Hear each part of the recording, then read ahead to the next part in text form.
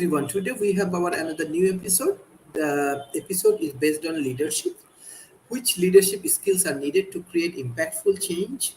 Mr. Tom Rose, he is running for US as a US presidential candidate from Transhumanist Party.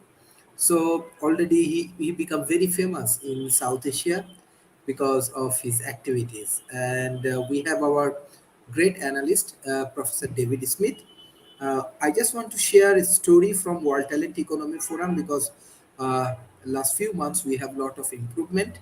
We are planning to develop 15,000 entrepreneurs in 87,000 villages. Our plan to develop impactful industrial village. That's why we are bringing a lot of big companies as a foreign direct investment from different countries, especially from Asia. Beside that, we are bringing many famous financial institutions, and we are working with Prime Minister Office for public-private partnerships. Why I'm sharing these things? When we working with these people, with these entrepreneurs, we find that leadership skills is very important, and this is very helpful for their entrepreneurial initiatives. So today we learn from Mr. Tom Rose and from Mr. David Smith, which leadership skills are needed to create impactful change. As World Talent Economy Forum taking initiative in South Asia to make some change, so definitely leadership is very important. And today's sessions for coming 12 sessions in our corporations, we use it as a case study and use it as a training program. First, I would like to give chance, Mr. Thomas, what is the situation right now for your American presidential candidates and how it will be helpful for your country? Well, yeah, I mean, today is the deadline for anybody else to enter the race. Not sure who else has entered. We'll find out later, and we may make an announcement tomorrow about that. But I have been already doing a lot of pre-campaigning, as you know, a lot of online stuff, and it was great to come out and visit you a couple weeks ago and spend a week with you and have some very high-level meetings. I wish Bangladesh could vote in the election, but I did secure some votes of a mother-in-law who was an American citizen and things like that. But anyway, it was a very productive trip, and we talked about that on the USTP Salon last week. And so, yeah, so today is the deadline for any new candidate to enter the race, and so we'll see what happens next. And but yeah, it's been a very exciting campaign so far, even though it hasn't officially begun. And so we're going to be having our first campaign team meeting tonight, and we'll figure out how we want to run this thing and what kind of strategies we'll partake in. And so it's exciting. Mr. Tom, what type of change you want to bring for your countries? When I invite you Bangladesh, can you remember in the first meeting, the corporate brainstorming sessions, Mhm. I share why we invite you in Bangladesh because we want some good leaders who has empathy, who can understand different cultures. I think this is the lackings of different big leaders. But we are very grateful to you that, how can I say, like all of our staff, our colleagues, our friends, everybody miss you. Even today, they're asking me about you. How are you? How is your elections? What's going on? How do you feel about Bangladesh? I'm sure they will observe today's sessions. If you give them the response, Oh they yeah. will be really happy. Oh, I had a great time, and I love your staff and your family. Very kind, very professional people. I was very well taken care of, even though it was the holiday and they could have all been at home. They still came in and they provided me such great attention and services. I was very grateful to your staff, and also just so kind. Everyone was just so nice and accommodating. And so it was a great trip on many levels, not only just meeting your staff and the meeting we had with a couple of meetings we had with them, but all the, you took me to the halls of power in Bangladesh. I met with the central bank. I met with the prime minister's office. I met with vice chancellors of two of the largest universities there. And so it became very clear to me that you own that city, that you are a major player in Bangladesh, in Dhaka specifically. And so I will be coming back in September, as we just spoke about before we came on air, to help with that project, if not sooner. The sooner I can get back, the better. So yeah, it was a great trip, very productive. We packed a lot in, even though it was the holiday. We were able to meet people that otherwise wouldn't have been available had I come not on the holiday. But anyway, I really I miss your staff too. I miss them very much. Please convey that to them. I can't wait to get back. Yeah, they actually give me proposal, why don't we make it early, like this training for the CEOs. Yeah, We are collaborating with IIT is a very famous institution from India. IIT Kanpur is the largest business incubators. Their business companies values is around $3 billion. They're doing excellent job. They also come to that time. So hopefully that will be very interesting session. Professor David Smith, we also want to see you in Bangladesh. We are taking a huge preparations from South Asia. So what do you want to share about leadership skills and how? Well, Sharif, thank you so much. I leadership is one of those topics that is the elephant with the blind man because there's so many different parts to leadership that it's hard to really say what's the most important and where you really are going because it has just gotten more difficult over the last several years because we have the convergence going on right now between all, not just the traditional geopolitics, but the geopolitical tensions. A lot of economic turmoil and the social unrest has really lifted leadership to really exceptionally high levels in the last year and where it's going and what can be done with it. And leadership, after all, is a team effort, and it takes a team to make it happen. And how you can put the pieces in place to do all of them, and leadership and leadership development's a key initiative for many businesses, and it's necessary for change and for you to be able to do things. Is indeed, I would argue that the most distinguishing difference between people who are, let's say, good managers and those who are great leaders are what leaders are adept at bringing change, navigating change, identifying it, and helping people through it because most organizations are struggling with potential disruptors.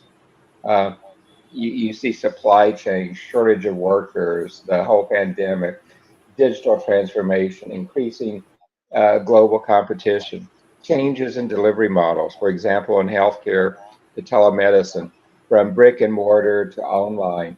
All of those are changes that are make leaderships really one of the most important things you can do in today's time. And you really see that. You know, we see places like Forbes did a survey recently where leading change was one of the four most important competencies for any manager, any leader that they see. And it's just so necessary to do.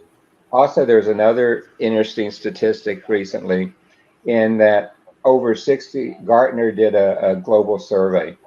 They say over 60% of human resources executives says focusing on cultivating new leadership, educating existing leadership, and managing the effectiveness of how these leaders are working for companies, their company, is their most important challenge over the next 3 or 4 years.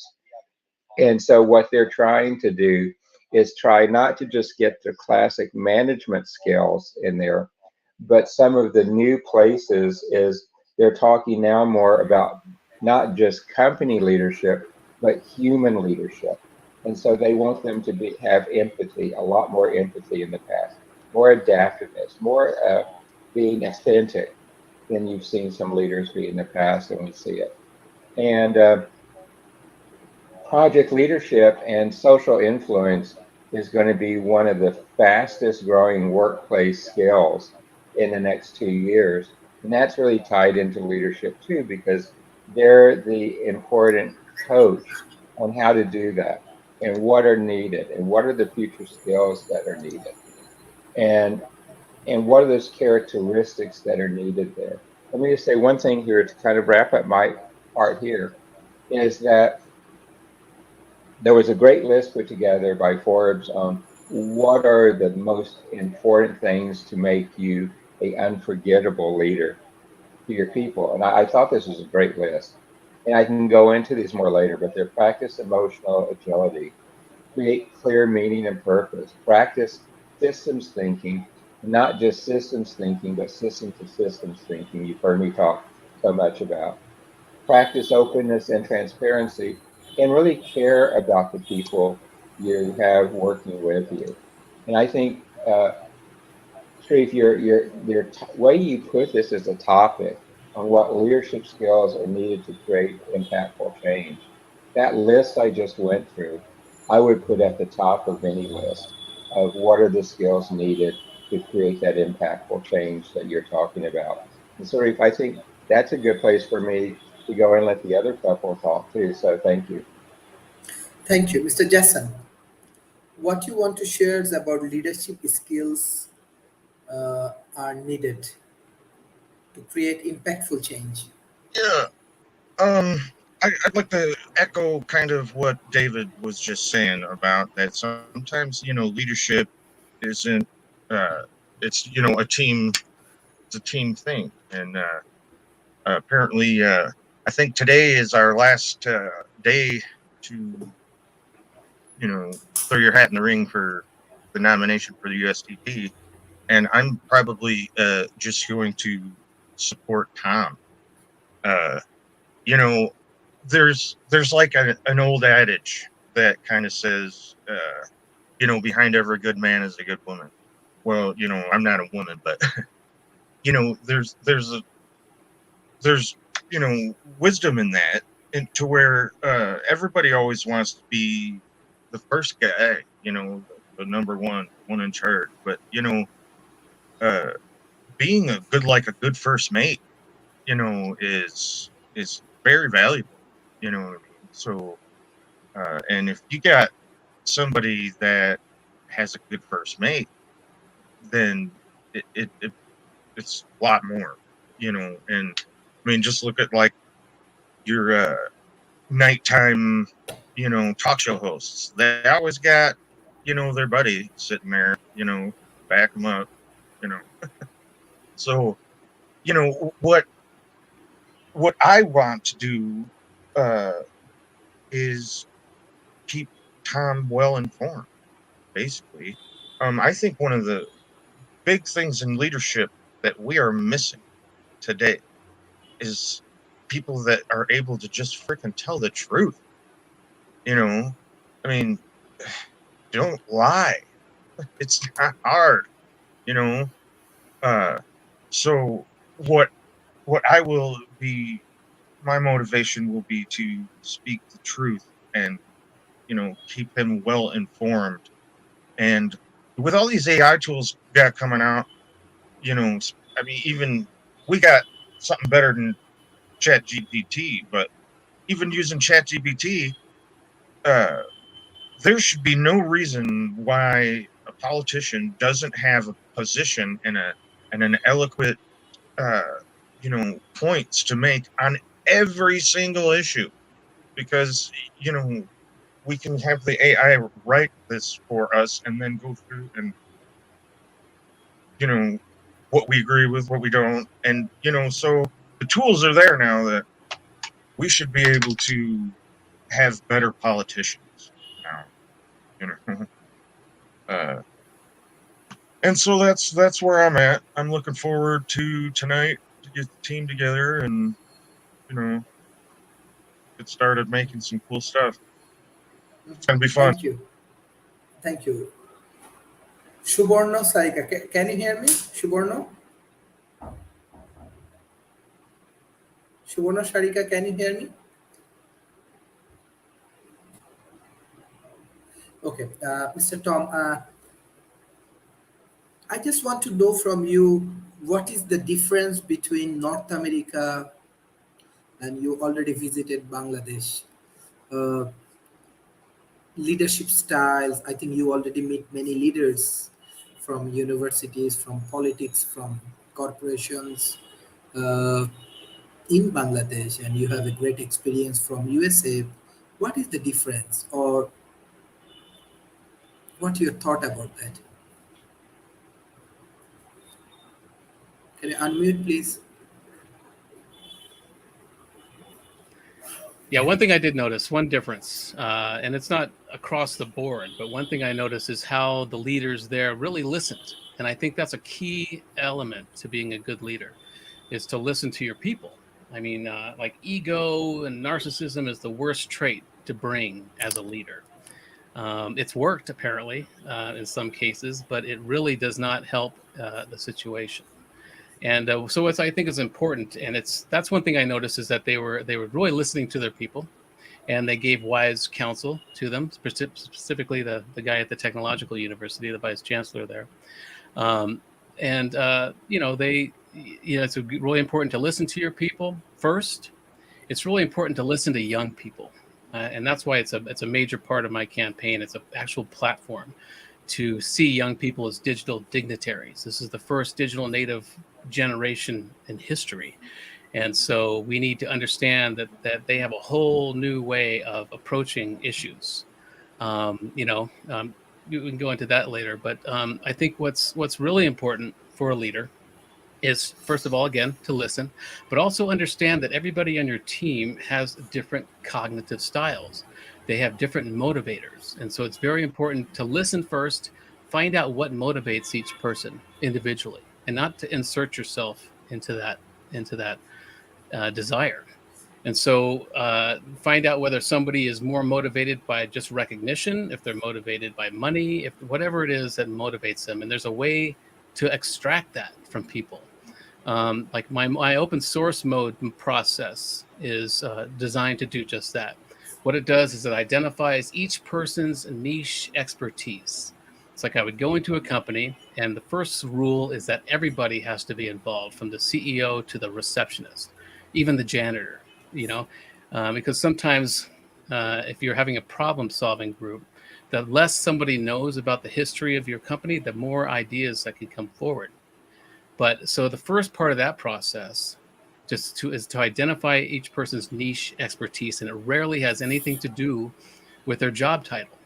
It's like you'll find out the receptionist is a classically trained cellist at night, and she spends her nights and the weekends playing in this great symphony. So you got to focus in on where these people are the master in their life, and she may not be a receptionist. She may not identify as being a receptionist, but she identifies as being a cellist, for instance. And everybody has something that they do.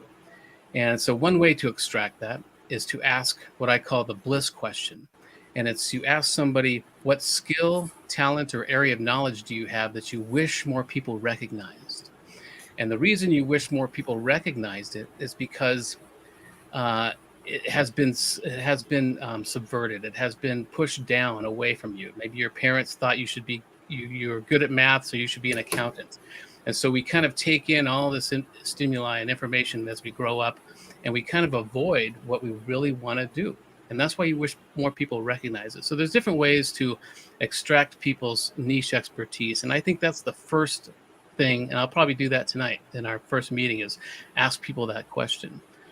So we can find out what motivates them, where their niche genius is, you know, because as soon as you do that, everybody is more qualified to be in that room. As soon as people are thinking in that mode, they're thinking they take on the responsibility of being that having that niche expertise. And so that's the first step, is to really listen, to find out the different cognitive styles or the different motivators that each of your team members have, and to get them in that space of their niche expertise, you know. And so yeah, that's the first step. I noticed that in our meetings in Dhaka, that specifically one of the vice chancellors really listened, but then gave wise counsel. He didn't insert his own ego. He didn't insert any sort of, I know better than you kind of thing. And So that's one thing I noticed, and we don't see a lot of that here.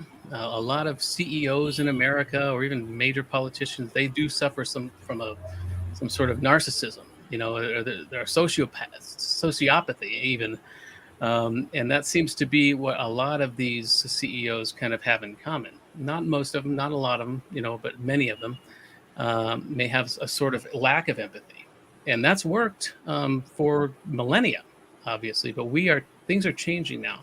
The public is becoming more sophisticated, and young people going into companies are more sophisticated, and we have a real ability to identify these traits and either go with them or deny them. And so I think that's again, that's the first effort, is to listen hard to your people, find out what motivates them, realize there's different cognitive styles out there, and not everybody is a cookie cutter way of thinking. And so you find out their niche expertise, and then you work on exercises to coalesce the team, to turn them into a meta organism, for future meetings. And my process in open source mode is all about working with employees before they install an automated system or an AI coworker. And because a lot of times people will see it as a threat and they will work against these things when they come in. But after this process, we find that 88% of the people look forward to an automated system or a AI coworker, and they understand how it can augment their work. And so that's really the main point, is to listen first, identify their motivators, and put them in the place of their niche expertise, and work from there. Thank you. Mr. David Smith. Well, what has been said so far has been very good wisdom, if you look at this. And what we have also seen over the last time, I guess, with your knowledge on this too, over the last decade and a half, we've seen that leadership skills internationally are beginning to become more similar. If I look 15 years ago, I would see different leadership requirements for different parts of the world because of the cultural differences, because of the information differences.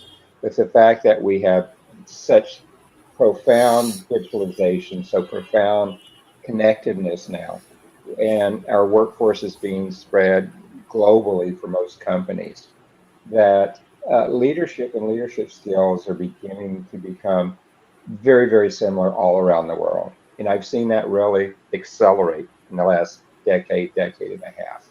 And I think that's important for your listeners, Sharif, is that we're seeing this type of transformation. We're seeing transformation in companies. We're seeing transformation in government.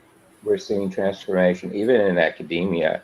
But it's one that is not the same pace everywhere, but very similar objectives as we look at leadership and change on a global basis. And even how people can take and grow themselves. I was introduced back when I was looking at some things in IC Squared and others, that Harvard Business School had a very interesting model called PACE. And PACE was the model they talked about in their executive development courses to C-level executives on how to do change. And PACE stands for something real interesting. Hey, the P in PACE was pick. And it was pick, what is your leadership goal? A is appraise. And it says, look at those around you, your inner circle of leadership, your direct reports, and others. Appraise them, understand what their strengths are, what their weaknesses, how their strengths and weaknesses either help or inhibit yours. Are there places where you need to grow against theirs? The C in PACE stands for collect, and it's collect really specific ideas on how to improve. But the E is one of the most important ones that most people forget. And the E was elicit. This elicit feedback on how you are doing. And, in part of this, they wanted you to not only work with your internal team on how to do this and how to set your goals and how to go there, but they wanted you to look at what are the types of leadership training you need. Is it just for you? Is it for you and your inner circle? And it's there. They also stress really the importance of growing your network and using your network. A professional network is one of the most valuable resources, Sharif, that any leader can have. And you have to go and be able to use your professional network. Uh, and you see those things. They also, particularly with today, so much being done not in person, but over video, over different types of electronic media and print. They want you to learn to enhance your soft skills. Uh, and it really is the way. This is things like communication, knowing how to create not just organization change, but change in a person, including yourself, and begin to put these soft skills into a position of leadership and what you can do with them. And and how do you practice? And I still love this term, emotional agility. Uh, effective leaders don't buy into or try to suppress their own inner experience, but they instead can take it and adapt it and use it. And, many great leaders are storytellers, and the best speakers are storytellers. And this whole area of being able to tap into yourself, use your experiences, and practice this emotional agility truly helps make great leaders, Dr. Shreve. So that's one of the things I think is very important for your listeners at all levels, from the budding entrepreneurs to the seasoned leaderships of companies, governments, and academia. So, Sharif, I hope this helps with where you're headed. Yeah, thank you. Mr. Jason,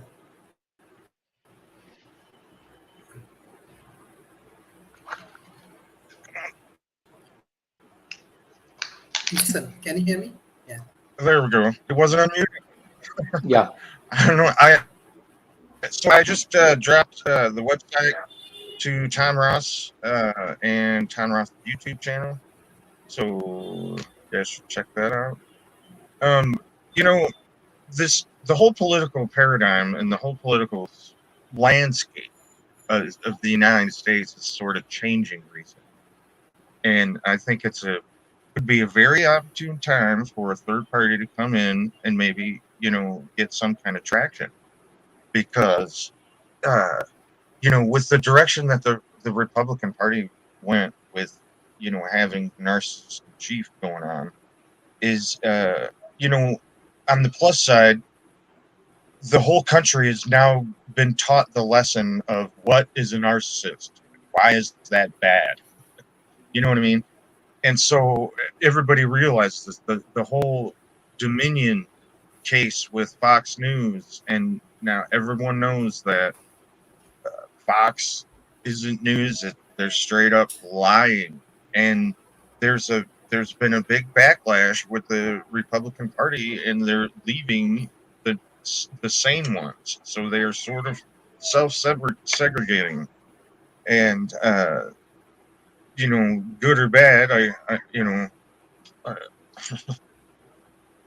I that's it's just very, very interesting. And I think that somebody coming in that is just willing to speak the truth, you know eh, as a leader sometimes, to follow up on what Tom was saying about listening to your people, you know when you go, if you got a group of people, like, just say, uh I have my wisdom of the crowd group, right? And we will, like, has opinion polls on all kinds of different educational material. Now, I'm not personally invested into each one of these lessons, whether or not it should be one of the ones that the group keeps or not. That is up to the group. You know, uh, I as the leader or whatever am prepared to accept the wisdom of the crowd, pre- prepared to accept the consensus of one's people. You know, uh, rather than going into it trying to push your own agenda on everyone else. Because uh, what I've sort of seen is that uh, doing that, even if you're like the super smartest leader, you know, in the world, you're still not going to be more accurate than the wisdom of your entire crowd. And what happens is that the even a really good leader will be more accurate most of the time. But then there's like one or two times where they're just like way off, and it throws the whole percentages off. Like, you know, if you're doing a calculation trying to use crowd wisdom, and uh, each time the uh, the crowd is like 90% correct, and you do that 9 times, and then say the leader each time is 95% correct, you know, and he does that 9 times, but then that 10th time he's like 2% correct. So now that 80% of being way wrong outweighs all of the gains that the leader will normally have gained. And so I just believe that uh, a leader that is able to accept that wisdom from his people will be more accurate in the long run than even himself. Even if, you know, he might be the smartest one, he still is better off listening to it. I'll just leave it there, pass. Thank you. Suborno Sarika, can you hear me? Suborno Sarika, can you hear me? Yes, I can. Yeah, can you open your camera? We are discussing on leadership skills, and I know you are a great leader from Bangladesh. I did. So, what you want to share? Hello, everyone. Hello.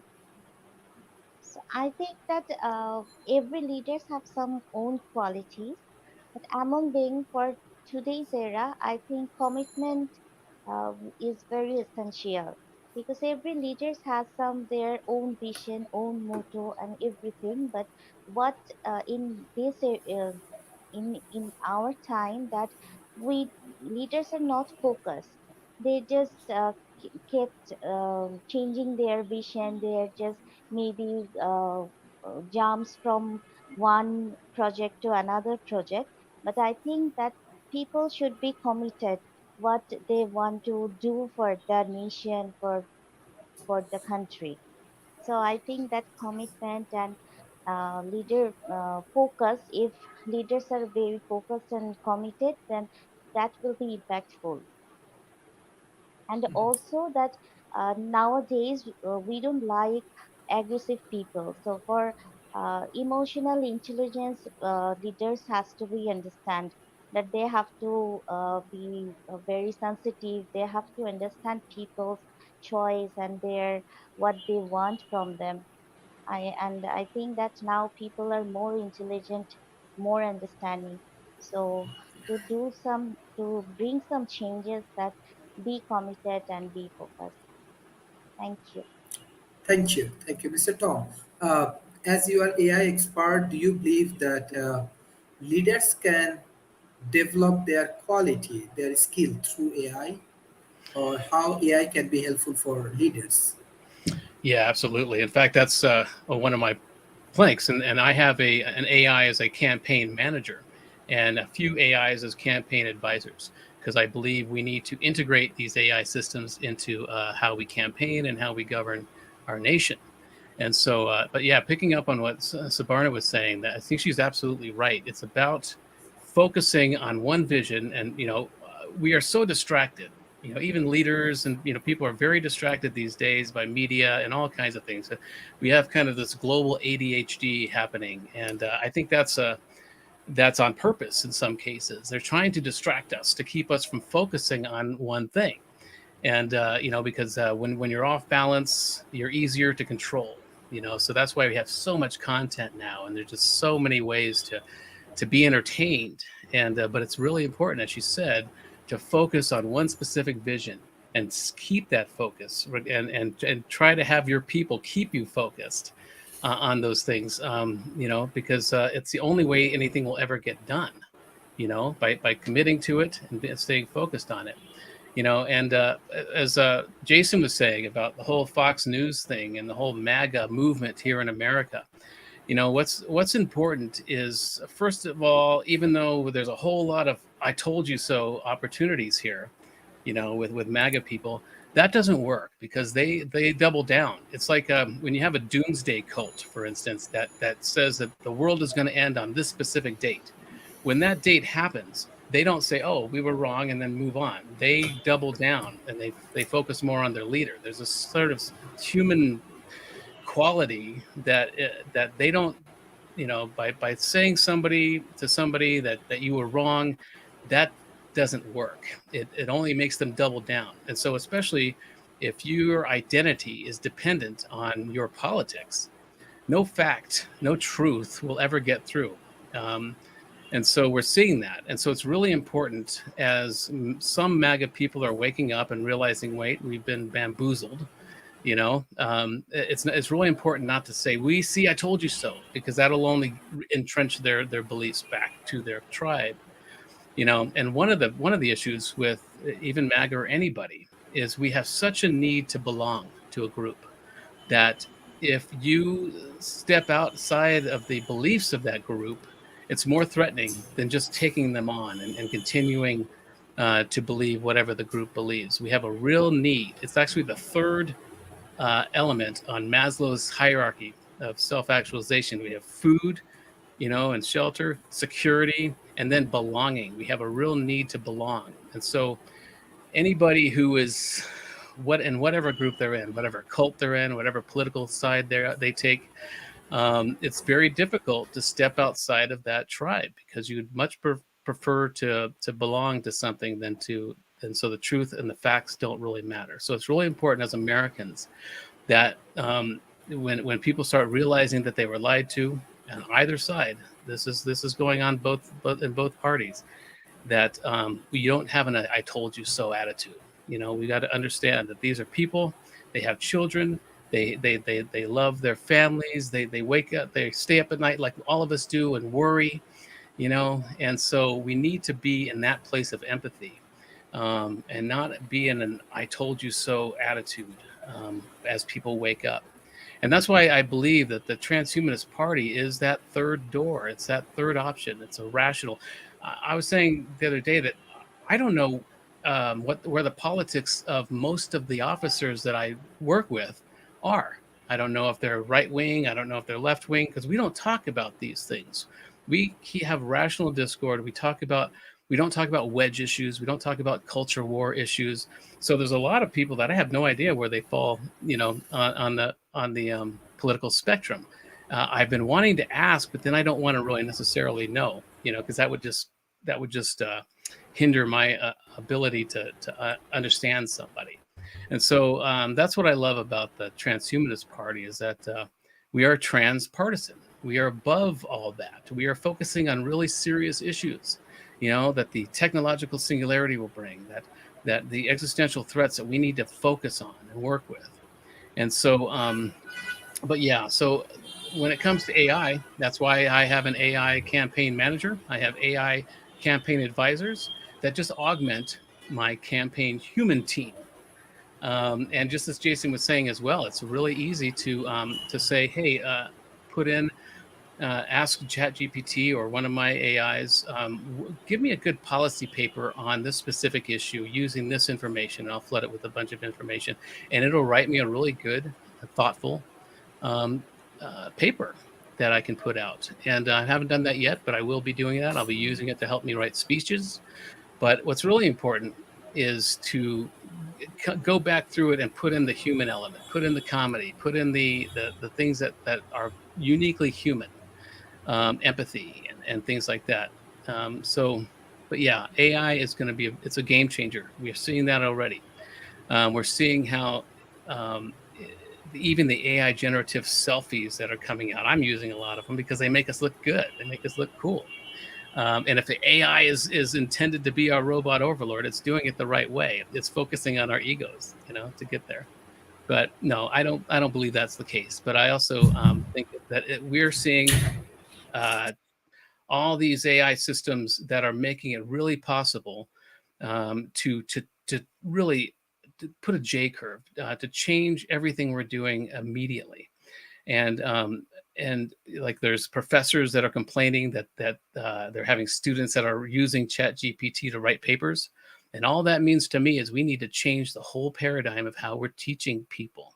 We don't need to, keep facts and figures in our head. We don't need to write papers. What we need to do is focus on original thought, on putting things together and let AI expand on those ideas. And so, but yeah, I think even the AI generative selfies and the art that is coming out and that can produce in seconds, it's putting a premium on human generated art. There's something about human generated art that you can tell that's different than an AI. An AI kind of makes it look easy, and they can come up with really cool designs and cool characters. But when you have a human involved with that, there's an extra little bit of divinity in there. And so I think it's really putting a premium on human generative art.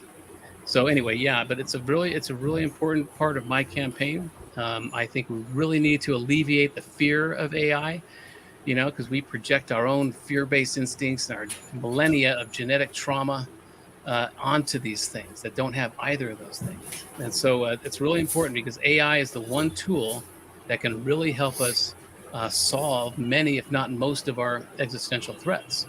So it makes me wonder why there's people that are out there that are trying to make us afraid of AI. Hollywood, Elon Musk, all these people that are trying to make us afraid of AI.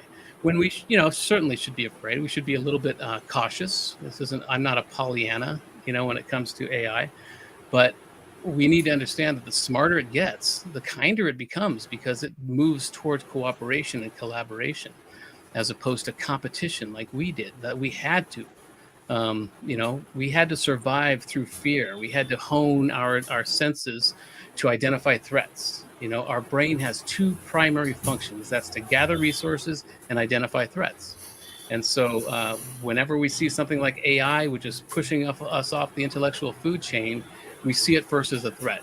And then eventually we will understand how to work with it. And so that's a big part of my campaign, is to alleviate the fear of AI and use it to solve our existential threats as a nation and as a species. I'm going to be able to help you too, and because my role as legislative director, I'm already organizing all these issues.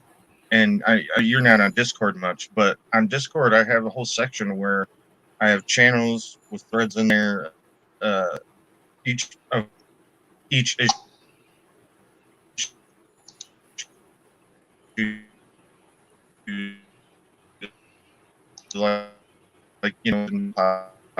we're entering in the Chat GPT information. So yeah, you broke up a little bit just now, but I will. That's kind of showing I'm breaking up a little bit. You were as you were talking. Yeah, Still breaking up some. Yeah, well, I'm just main point. Short point is I'm going to help you organize that. Good. Mr. David Split. Sharif, it's great listening to the examples that have been used on the program so far today on the importance of leadership skill and how leadership skill can be put in place. And, like I said in my opening remarks, leadership is really a team sport. And you can lead yourself, but you're more effective when you're leading teams. And you're more effective leading teams when you can get the team to exercise group intelligence. And that is one of the things that we miss in many organizations is leaderships actually beginning to exploit group intelligence. And group intelligence is what really makes massive transformation possible, is taking that and using that group intelligence to be effective. Uh, I can tell you when I was one of the leaders in industry consortia, the group intelligence is what made the companies that most benefited from it the most successful. And yes, leadership needed to direct that, but the leadership actually had to enable it as well too. The other couple of things in here is this is an underappreciated skill of leadership, but leadership have to be great coaches too. It's one thing to love to lead, but it's another thing to have leadership coach and mentor those that you're helping to lead, you're leading, because they have to lead others and they have to lead others. So your role as a mentor and coach, I cannot put too much emphasis on from leadership. And you've heard me talk about group intelligence. Group intelligence is the hallmark of collaboration. And collaboration really is an art, because it truly is an art form of working with others towards a common goal. And it helps you brainstorm. It helps you set the same objective. It helps you inspire others to collaborate more within your organization to create a stronger, much more productive team. And teams get things done. Uh, Collaboration can help you optimize the strengths of the members and fill in gaps where it is not their strengths, where there's deficiencies. And you can really do that. And as you get to the group intelligence, you have to have the commitment and communication skills to be able to put those in place. And, I hate to use this next term, particularly after a couple of the things that have been said earlier, but I'm going to use it because I don't quite know the other right words for here. And you've got to have the emotional intelligence. And it's not just your own emotional intelligence, but true emotional intelligence is the ability to perceive the emotion of others as well. Because this is a very important skill in leadership, because emotions can be very varied. Your background, your culture, all those elements can be very varied, but it's a common element in organizational change, in leadership change. And with high emotional intelligence, leaders can assess how the members of the organization are reacting to where you want to lead them, even if they don't voice any concerns. And you can see this like indifference or lack of confidence. Uh, Also, emotional intelligence fosters empathy, which is so important because you're developing active listening skills. You're developing the ability to not only listen but show others that you're listening. It improves your overall communication. Uh, a couple of last things on this one and jump back to it, particularly in today's global environment with all the changes and all the new things going on. You have to have a growth mindset, a very much of a growth mindset. So you want your organization growing. You don't want it to be shrinking necessarily as you look at it. You want it growing. You want it to expand because that also, as you're growing, it gives you resilience and you can work it. So the last thing I want to say on this one is leadership and leaders have to be forward thinkers. You know, me as a professional futurist, I sometimes think too far out in the future. But a forward thinking leader is someone who has a vision for the future. They do the planning and organization, particularly involving a collaborative group intelligence approach.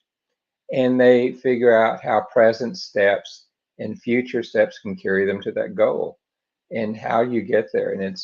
And also this forward thinking lets a leader be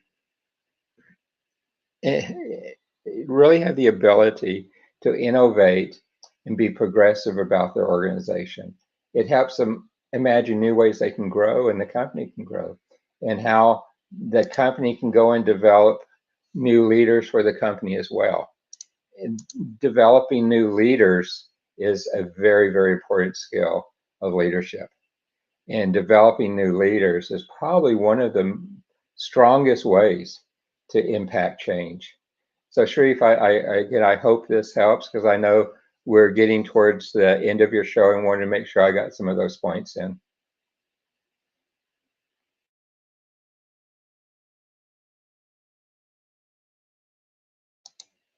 Dr. Sharif, you're muted. Sure. Sarika, can you hear me?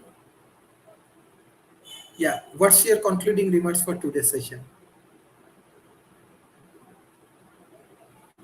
It was great to hear from everyone that is truly that a leader cannot be a leader with a big group of people, and a leader must need his or her followers. And in today's time that people follows everything and also they distracted from other things. So uh, leaders has to be very visionary. They have to think about the future, and of course they have to be committed and they have to be focused. And thank you everyone, it was a great session. We have learned lots of things from today's discussion. And it will be if the leaders, if I think that if the leaders hear us, then they will try to do better things. They will try to follow the skills which can be impactful for bringing the great changes. Thank you. Okay, thank you, Suborno. You know that World Talent Economics Forum, we are promoting research and innovation in Bangladesh. So we are inviting more fellow like you. So we want to invite you in our team. Thank you for joining to the session. Thank you so much. Thank you, Mr. Sharif, and thank you everyone. Thank you. Mr. Thomas, what's your concluding remarks for today's session? Well, yeah, this is very helpful as I'm entering into this campaign to hear all your ideas. I think there is a hive mind emerging amongst young people, these digital natives, and that's a very necessary thing that we need to foster. This group think, this hive mind that is happening, just as David was saying, that the thoughts of the group or the wisdom of the crowd. One thing I did want to pick up on when Jason was talking about how behind every great man is a woman. And my adage is behind every great man is a woman rolling her eyes, you know. And we're seeing less of that now. We're seeing great women rising to become leaders, and that's a very important thing. But yeah, this has been very informative for me as I enter this campaign and try to use my team as a group think and to listen to them, and to actually, I'm very humble in that I don't have all the answers. I really don't, and I don't pretend to. But I do know how to get the people that do have the right answers together. And so that's what this whole campaign is about. I know that I won't be walking into the White House in January 2025, and you probably don't want me doing that either.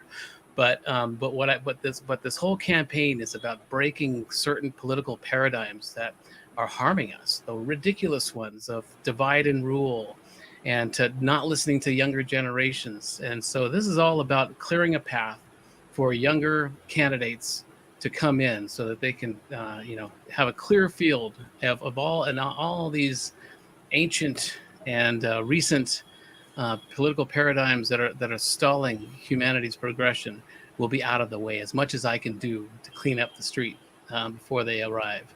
And so that's what this is all about. And so I really appreciate this particular session. I'm taking a lot from it as I start to do my own campaign. And so I'm looking forward to this as a way to test and measure some of the stuff I've learned here today. So thanks. Thank you, Mr. Tom. Thank you, Mr. Tom. And nothing is impossible. Even this is for you, or you are thinking it's quite difficult for you to get into White House, but you are taking initiative that is important for us. This December, when I started my entrepreneurial projects uh, with around 300 peoples. So that time I give them target in between 4 months. They have to earn about Bangladeshi taka 1 crore, mean US dollar $100,000.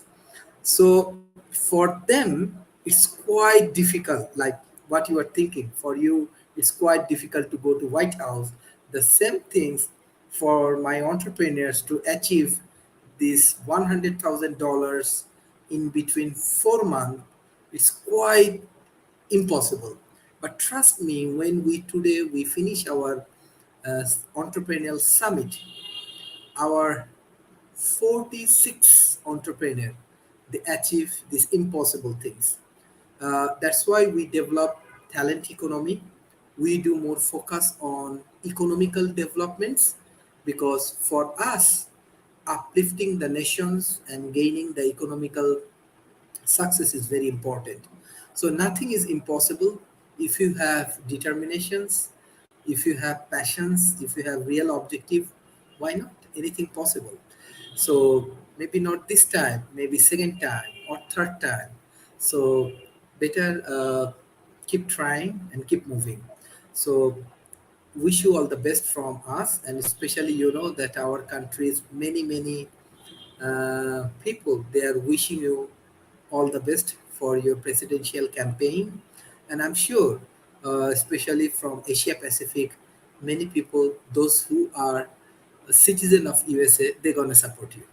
So we will do another campaign outside USA about you.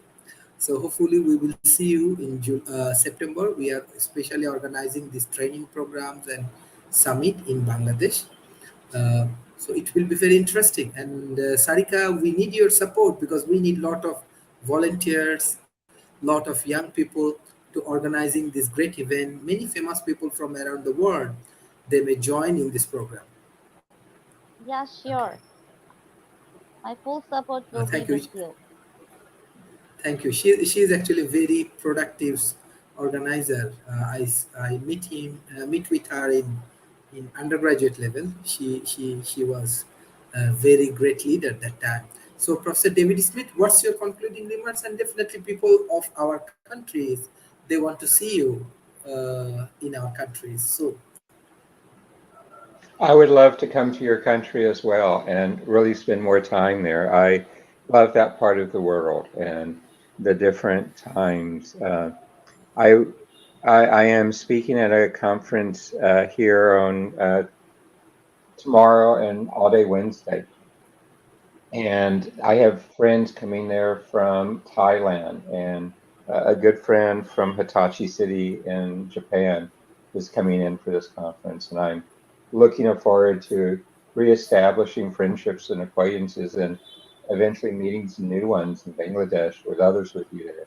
But my final thoughts on the whole topic of leadership is you need to practice leadership to be a good leader. You cannot just roll out of bed with no practice, no skills, no training, and necessarily be a good leader, particularly in today's global environment.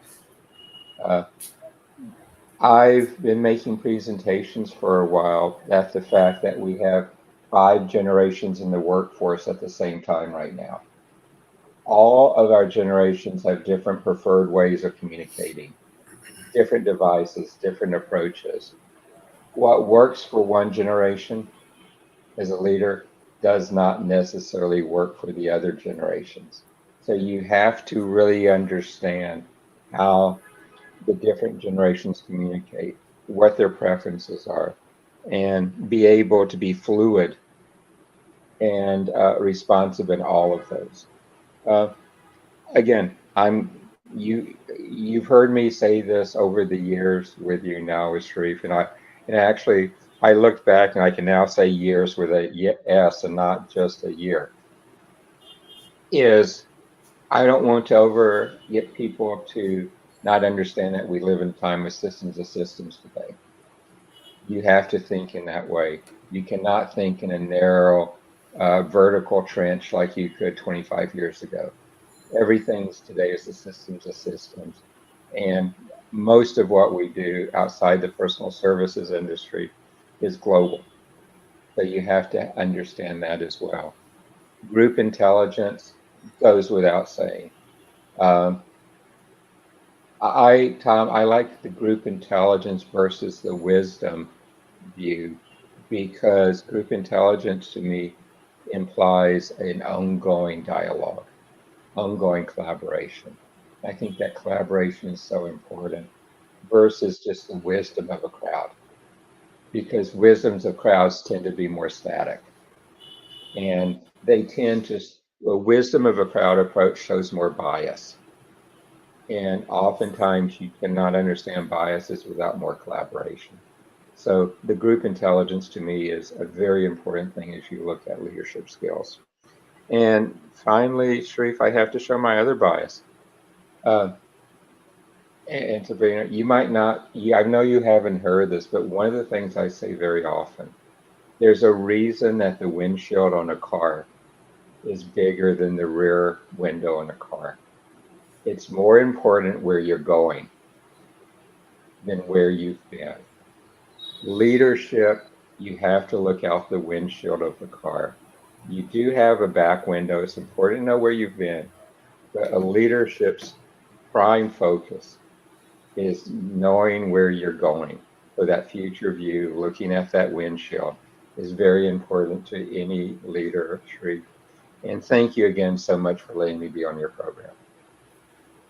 Thank you. Thank you everyone for joining today's session. Thank you, Mr. Tom, Mr. David Smith, and Sharika and Mr. Jason for joining today's session. Thank you. Bye bye and take care.